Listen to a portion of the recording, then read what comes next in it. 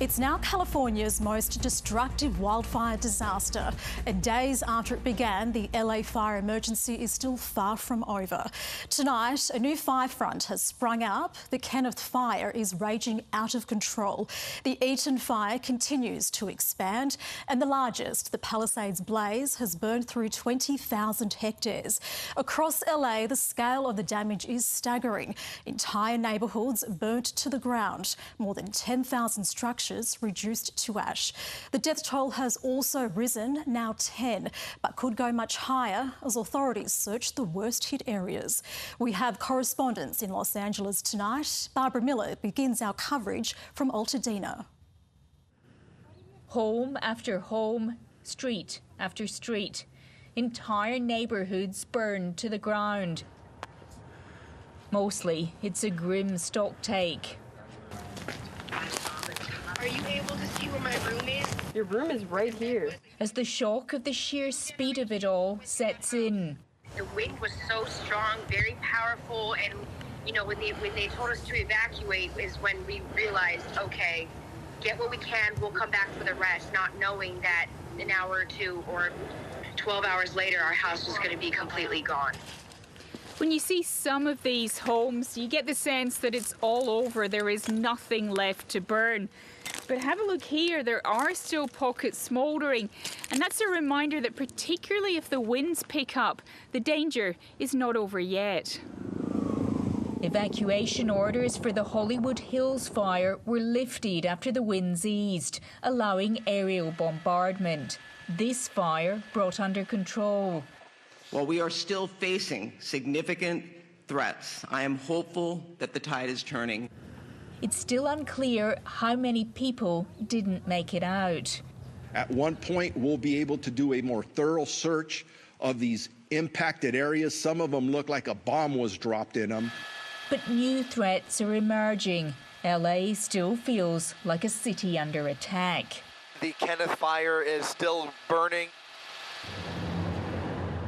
Those who have nowhere else to go are being put up in shelters.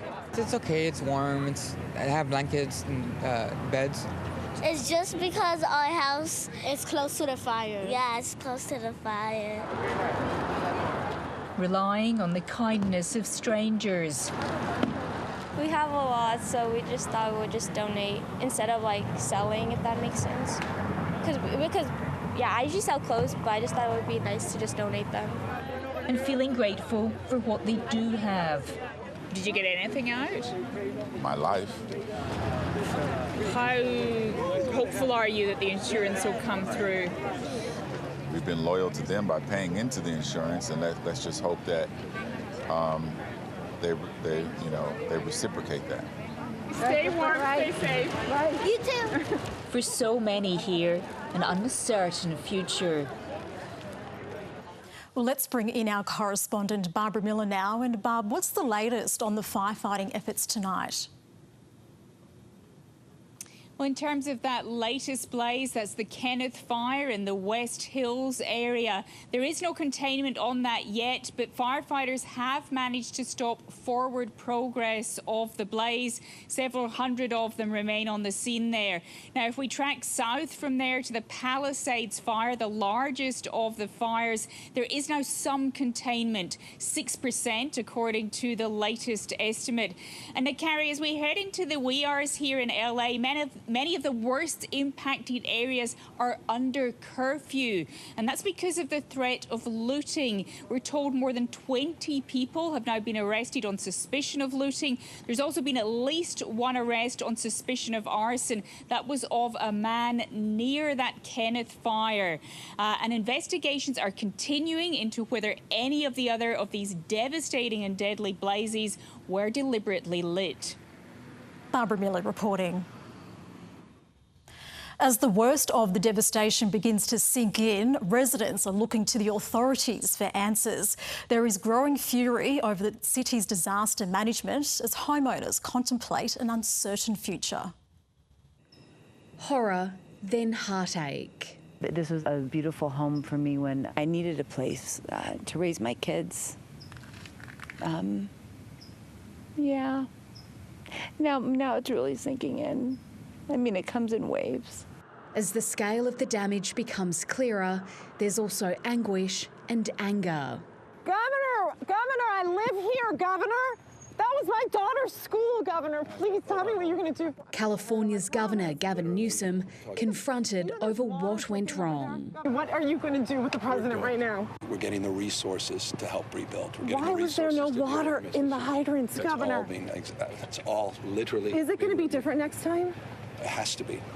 Some of Los Angeles' high-profile residents also weighing in online.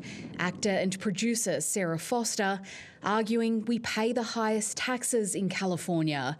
Our fire hydrants were empty, our vegetation was overgrown. A united LA is the way we will recover, is the way we rebuild our communities. The winds were like 90 miles an hour. I mean, you can't be prepared for that. As the fires tore through areas like this, firefighters were hampered by a lack of aerial support. The water bombers couldn't fly while the winds were so strong, and that put an enormous amount of pressure on the city's water system. Authorities say unprecedented demand caused some fire hydrants to run dry when crews needed them most. I think it's one of the great catastrophes in the history of our nation. This is not just in Los Angeles. I've never seen anything like that. I told the governor and local officials, spare no expense. It's not about the politics, it's about giving people some sense of security. Insurance companies had already started pulling out of California, partly because of the fire risk. And there are fears these blazes could make the situation worse. Australian Sasha Strebe is one of so many without a home to return to. She's fled to Arizona to stay with family. It's been hard for a lot of people in LA to see how unprepared we are as a city. We pay the highest taxes in many of the states in America. So to not see those taxes be put towards things that are prevention measures to make sure that our houses don't burn down in the way that they have so quickly is really disappointing. Just try to forgive each other and rebuild a better place, because I know everybody's going through it and we just need all to just come together and just fix everything. Finding optimism where so much has been lost. Jade McMillan, ABC News, Los Angeles.